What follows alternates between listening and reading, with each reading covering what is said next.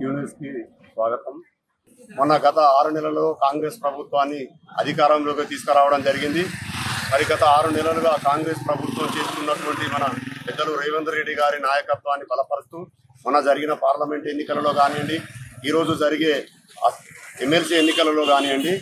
మన తీర్మానం మల్లన్నను మా వరంగల్ తూర్పు శాసనసభ్యురాలు మంత్రివర్యులు పెద్దలు కొండా సురేఖ, కొండ మురళీధర్రావు గార్ల నాయకత్వంలో ఈ వరంగల్ తూర్పులో జరుగుతున్న అభివృద్ధిని వివరిస్తూ పట్టభద్రులైనటువంటి మేధావులైనటువంటి ఓటర్లందరి దగ్గరికి పోయి వారికి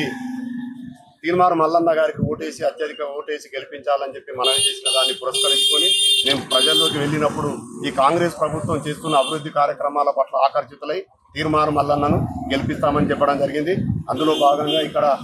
జనంలో స్పందన చూస్తే మాత్రం తీర్మానం మల్లన్న గారు అత్యధిక మెజార్టీతో గెలుస్తారని చెప్పి ఆశాభావాన్ని వ్యక్తం